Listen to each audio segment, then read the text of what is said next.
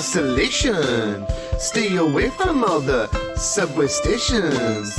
Now's the time to limit your relations. This is info for your conservation and observation. I am at my home.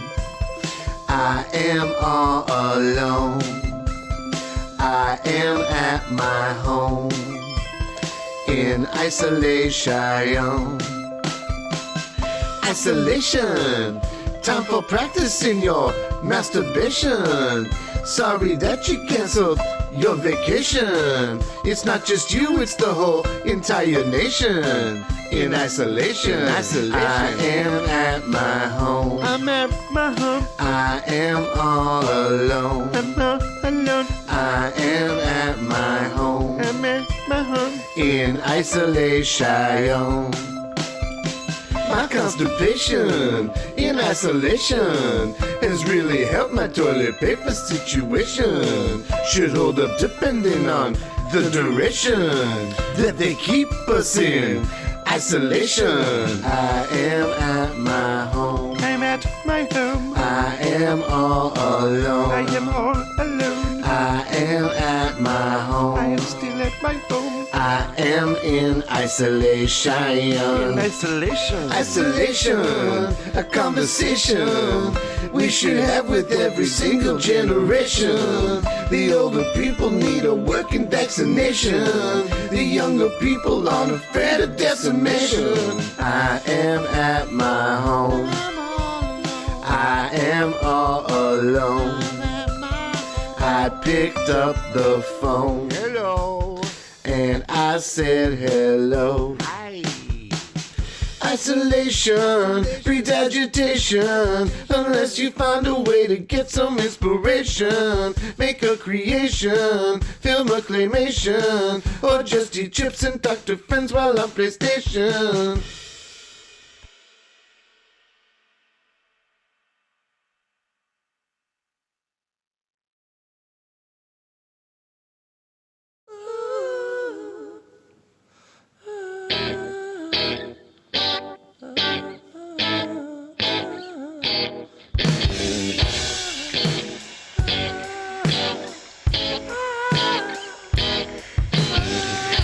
A little boy on the road. I said, hey man, you shouldn't be alone. I said, maybe you can give me your phone and then I can help you call home. You can't be more than 4'4", and I think it's about to get dark. You said I'm 36 and I think I'm okay to walk through this park. And that's when I realized you should never judge a person by the size. And that's when I realized you should never guess an age with your eyes. And that's when I realized you should never judge a person by the size. And that's when I realized you should never judge an age, never judge an age with your eyes. Never judge an age, never judge an age. I saw a girl the other day. I bumped into her when I was on my way. I said, little girl, let me know what brings you to the mall here all alone. She said, maybe 'cause I'm 52. I've got my whole life hating damn people like you. That's when I realized you never judge a person by the size. That's when I realized you should never guess an age with your eyes. That's when I realized you should never judge a person by the size. And that's when I realized you should never judge an age with your eyes.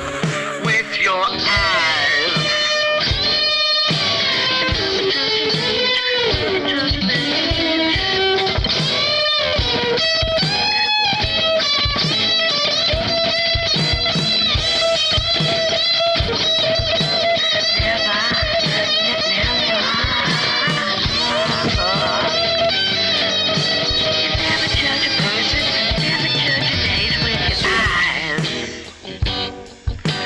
Never judge a person by the size.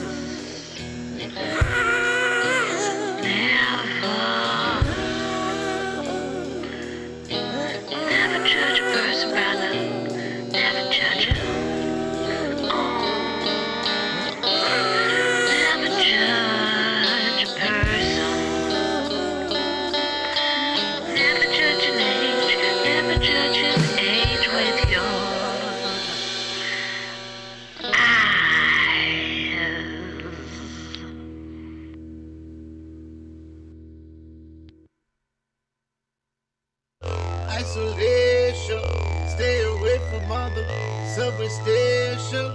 Now's the time to limit your relation. Information for your conservation and observation. Isolation, time for practicing your masturbation. Sorry that you canceled your vacation. It's not just you, it's the whole entire nation in isolation. We believe we should confront anxiety with a clear plan to deal with its root causes. Just before we get to questions, I'm supposed to model healthy behavior. Model healthy behavior. Nice and sunny, but a little brisk. My constipation in isolation has really helped my toilet paper situation. Should hold up depending on the duration. I have to stay in isolation. Isolation, a conversation you should have with every single generation. The older people need a working vaccination. The younger people are afraid of this admission. Listen, Canada is a modest country. We know we can't solve these problems alone. We know we need to do this all together. We know it will be hard work, but we're Canadian, and we're here to help. And it's our job as your government to do justice to that compassion and to that kindness that you show to one another each and every day. We can build a better world for our kids and grandkids. This is who we are. This is what we believe in. This is Canada. Isolation breeds agitation unless you find a way to get some inspiration. Make a creation, film a claymation, or just eat chips and talk to friends while on PlayStation. Station.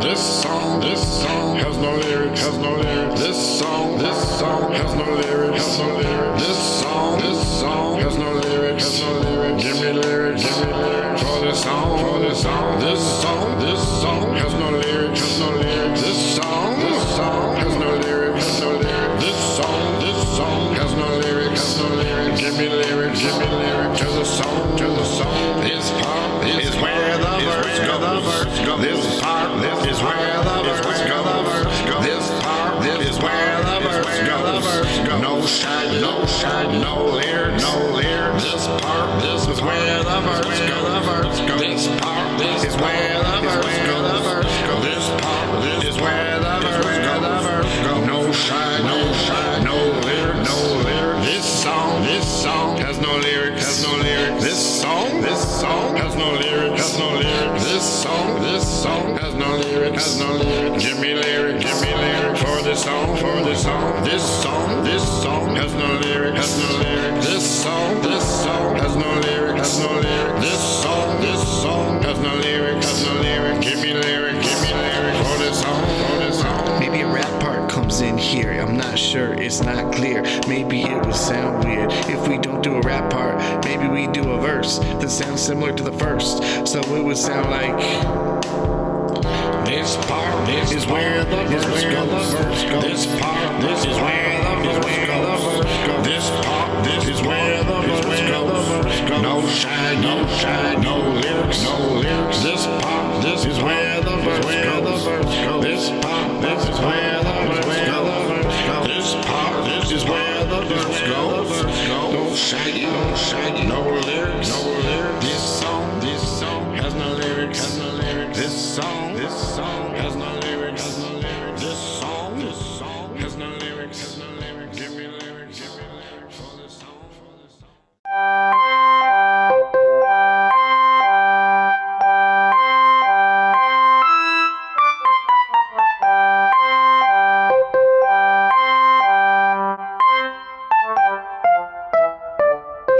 Thank you, ladies and gentlemen.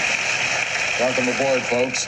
Well, both in terms of the number of games he has won and the amount of money he has won, Seth is right up there in the top half dozen or so Jeopardy champions of all time. So Amy and George, good luck to all three of you. Here we go.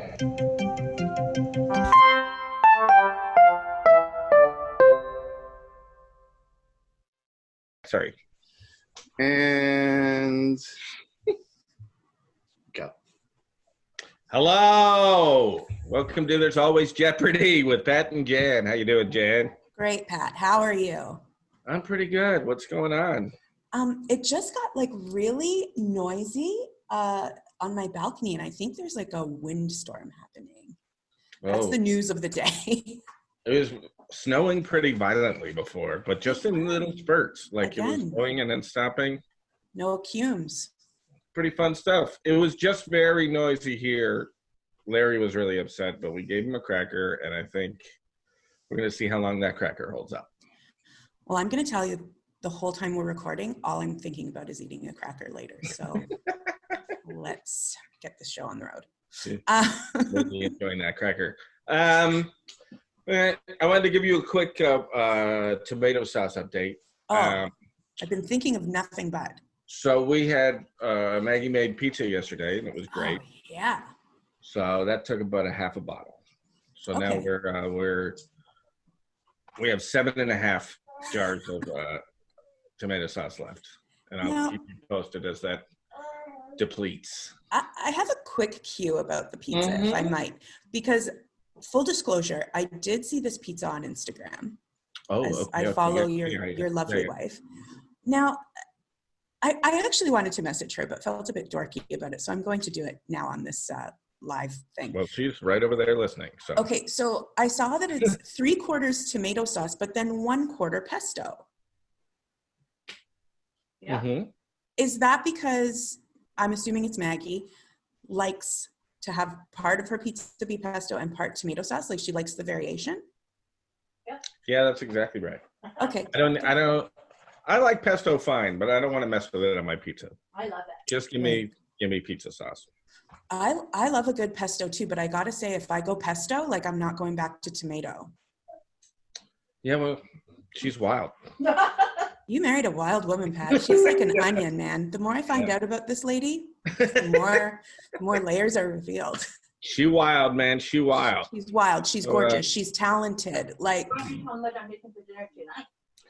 tonight for dinner on the menu is and I'm sorry because this is just going to make you think about crackers again, but my wife makes very nice like roasted vegetables, so she make a big pan of like potatoes and carrots and some peppers and mushrooms and different things. Like it's really nice. And today, I mean, you always have to like put that with something because that's not a whole meal. That's a side. But, yeah, but today she said, "What about this for dinner? Roasted vegetables and crackers and cheese." Oh yes, yes. Yeah. We're just going two sides, kind of. It's just kind of, you know what it is? It's like a side and a snack. It's like a charcuterie board. Yeah, it's a lot like a charcuterie board. You're doing kind of a light charcuterie dinner. Yeah, you know, we're just getting fancier and fancier all the time. You know what? I culture Thursday because it's like French night at your house now. What is on tap for tonight? Quiz night. Oh yes, we do it's trivia night. We Fun. Terrence Belazzo, who runs trivia nights all over the city, is now doing them online on Thursday. So we're gonna we did it last week and it was very fun. Terrific. We'll do it again this week. Great. That sounds like a fun night. It's a fun night. Yeah. Fun night. Get the baby to sleep. Do trivia online. Sounds fun. Sounds like a lovely evening. I'll tell you what seems like a lovely evening was this episode of Jeopardy. Did you enjoy this episode? I did. I did very much. It was so we're 11 games into the Seth Wilson collection and he's just ripping it. And as you can see, he's back in the V-neck. Love it. I love a casual Seth. Yeah, just feeling casual, feeling loose. Feeling I like himself, it. Yeah. I like it. And I liked I liked both of these other contestants because because the guy, George. Just smiled through every answer, like he was just having the best time of his life. You see, handsome man just knows what he's all about. Particularly when he answered a question about the show Good Times. He was just absolutely tickled about it. Yes. I feel like he kind of felt like he's representing. Yeah. Ooh, like not to be whatever, but like. Yeah, and then the other contestant there, she went hard, man. She just kept losing her money and going for full daily doubles and all outs. And Alex was having a lot of fun with her being at zero. Yeah. At zero. But you know what I felt? I felt like Alex was really rooting for her. Mm-hmm. Because at a certain point, she just hit kind of a couple of $1,600 questions. Yeah. And he was like, whoa, those $1,600 questions are paying off for you. And she's like, well, let's go for it. And then she just kept getting the $1,600 questions. And when she got one, he'd be like, yes. Like, I think he did a full cheer at one point for her. And she lost all her money on a daily double. Where the question was about proboscidea? Yeah. Yes. And the Latin name for elephants or something. Yeah, and but Maggie got that answer, and she just wanted me to tell the show that she did get that answer.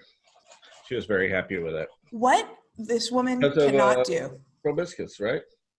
Proboscis, yeah. Proboscis. They're the trunks, the nose.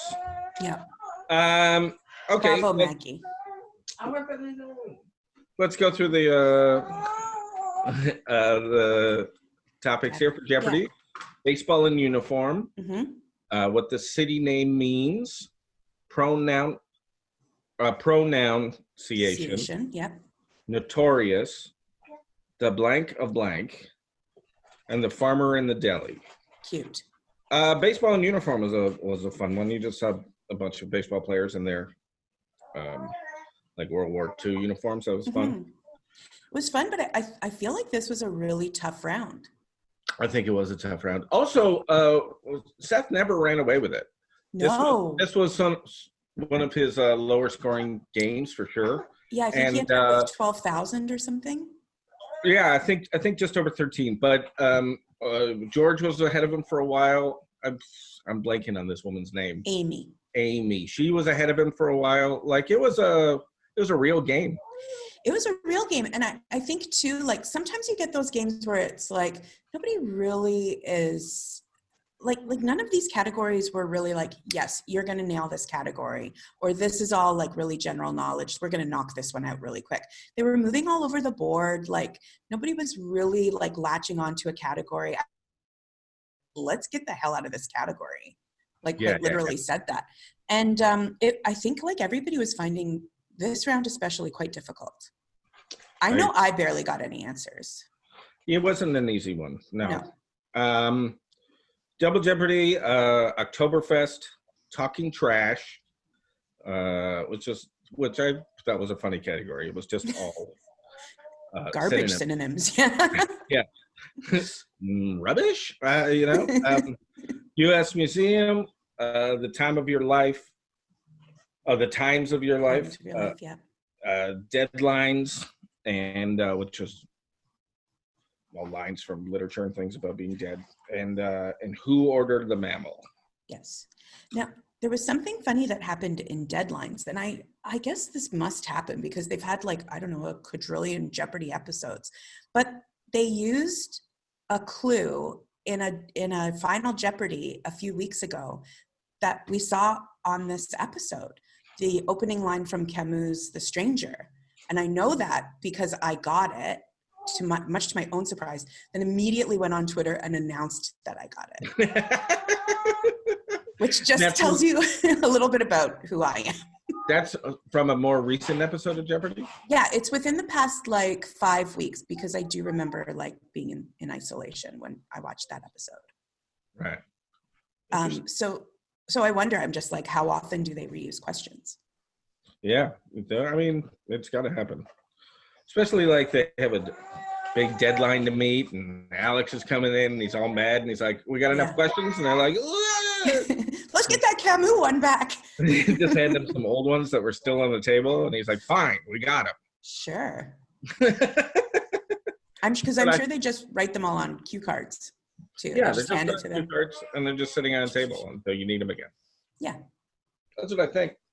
Hey, we've both written for sketch shows. Like, how many times have you kind of had a mediocre idea for a sketch that didn't go anywhere and then kind of went like, well, I'll try this one again? Oh, yeah.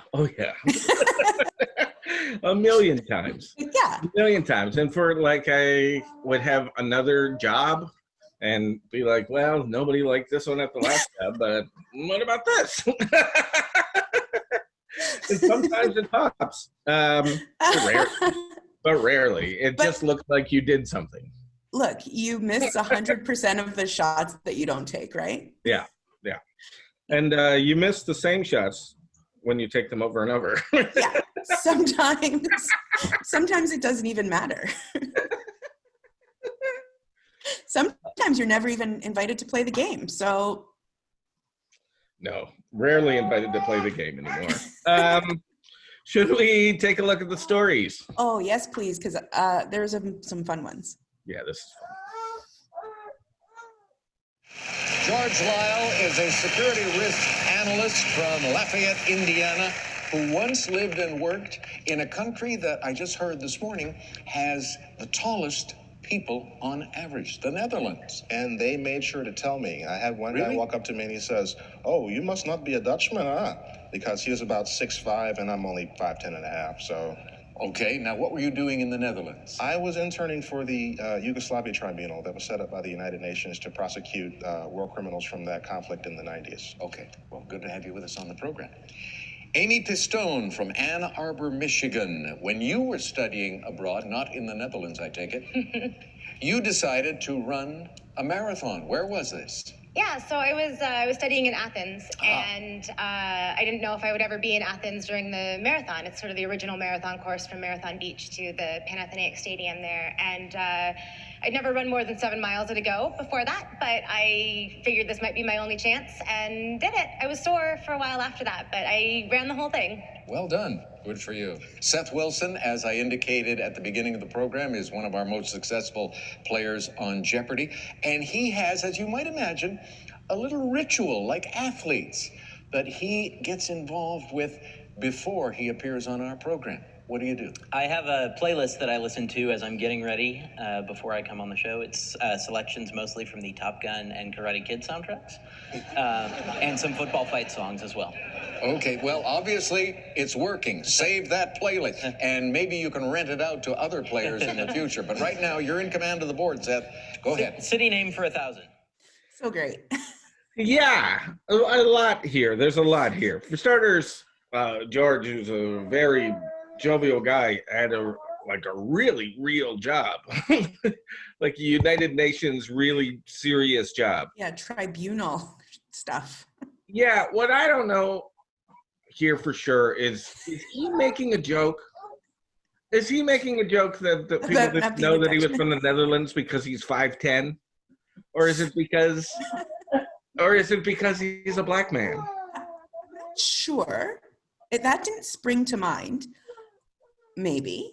Yeah. What got me about this interview is that I have a lot of questions. So did Alex find out this tidbit about the Netherlands, about them being the tallest nation in the world, independently, see this Netherlands tidbit, and then go, I have a fun fact about the Netherlands. Then George, on the fly, brings out this story when he was intending to talk about his work with the tribunal against war crimes or whatever. And then Alex was like, no. Let's just talk about tall people. And then moved on. It was kind of brutal. Yeah. I'm not totally sure what happened there because he could have gotten that information from George or from somewhere else, but it was really interesting. And his and the way he just sort of got out of it was abrupt. It was a weird flex. Like it was weird. And then Amy just I liked her because she just laughed too much about when Alex asked her if was like, I assume not in the Netherlands. There's nothing funny about that. Oh, Alex. You're the king of drollery. And yeah, she ran a marathon, the original marathon spot. Pretty good. Let me ask you something, Pat. Do you think that is a big deal?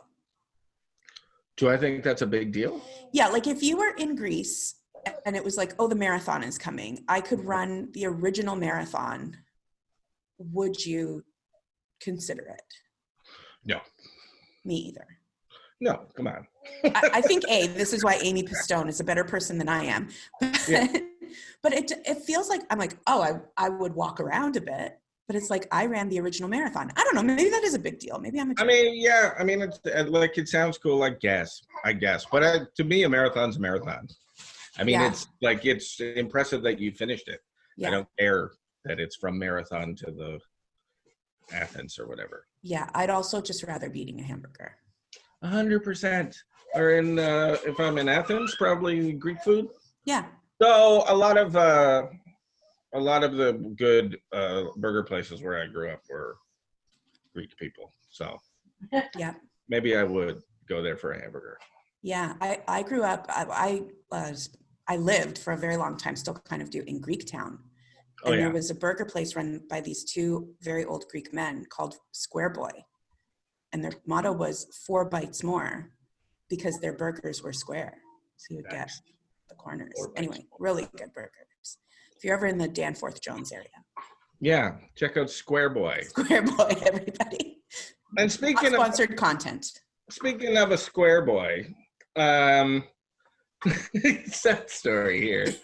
Said he listens to the same playlist every day with Top Gun soundtrack and the Karate Kid soundtrack and some football fighting songs. Which is, of course he does. Yeah. He's just rocking out to On Wisconsin.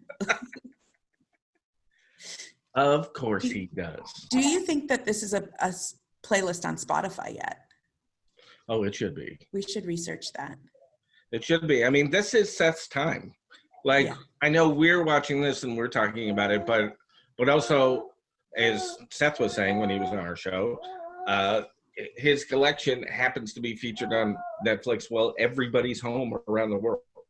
So Seth's a big deal right now, and I think he should get his playlist on Spotify is what I think. Yeah, well, because even Alex was like, you can, rent that out to future players. And it's like, put that on Spotify. Have the Seth Wilson Spotify collection. And there have to be enough superstitious Jeopardy players that they're like, I'll try anything. I'm just trying to remember, because I don't even know if I've seen The Karate Kid, but was that like, let's go down, yeah. Oh, I feel like there was some like air karate involved. Getting ready.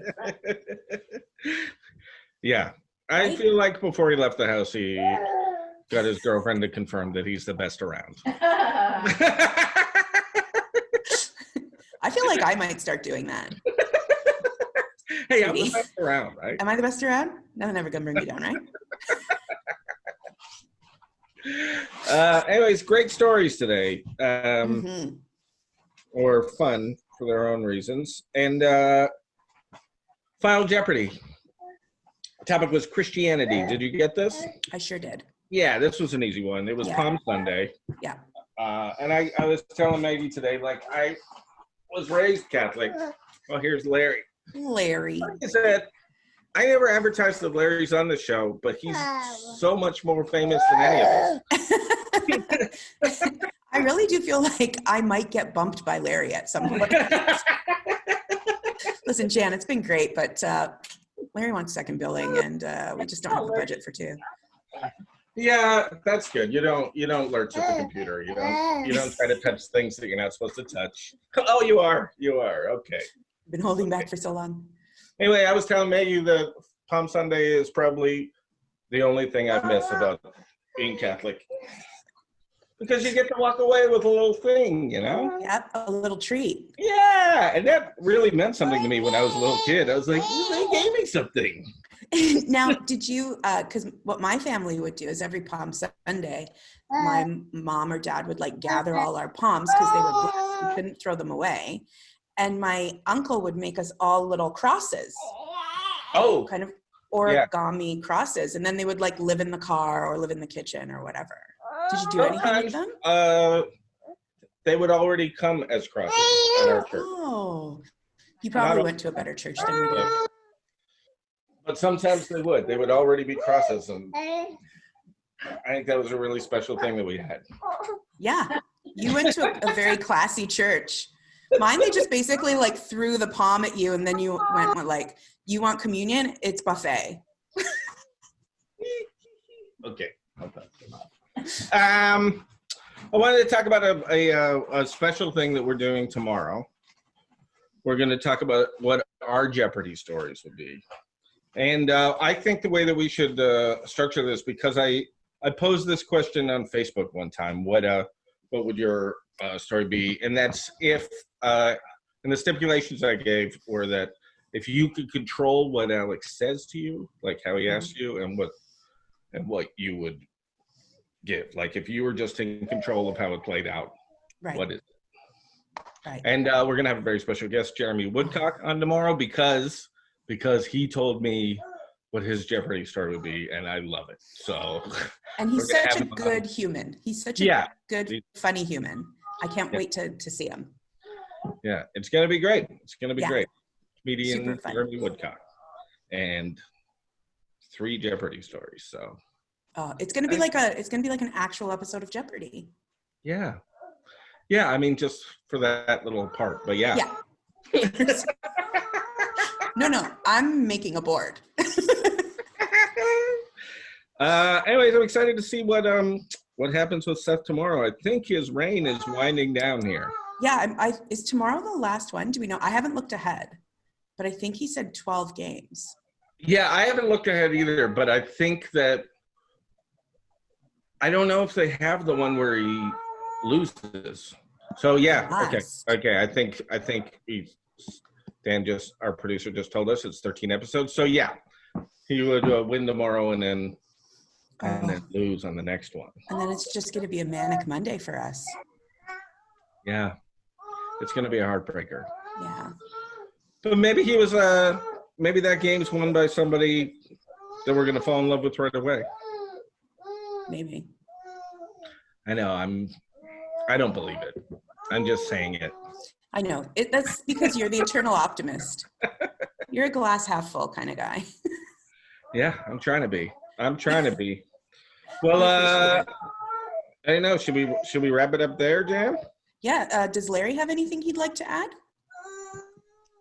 No, he's really teething today. Oh, bless him. Well, I wish him well. I hope that tooth just pops right out of his gums. Me too. Yeah. Say goodbye, Larry, or just make any kind of noise. Okay, he gave us like a. Well, Pat, to you and the rest of you, I'd like to say as well. And there's Always Jeopardy. All right, have a good one.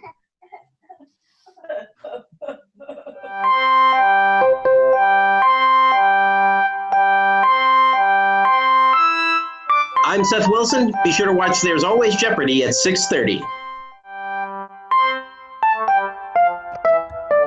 Although it was not a runaway for Seth in yesterday's game. Hey everybody, thanks for tuning in. Don't forget to watch There's Always Jeopardy every day at 6:30 right here on Twitch, Periscope, YouTube, and Facebook Live, and on Twitter. And every Wednesday, don't forget to watch the DG Special live right here as well at 8 o'clock. Got some great guests next week. See you later.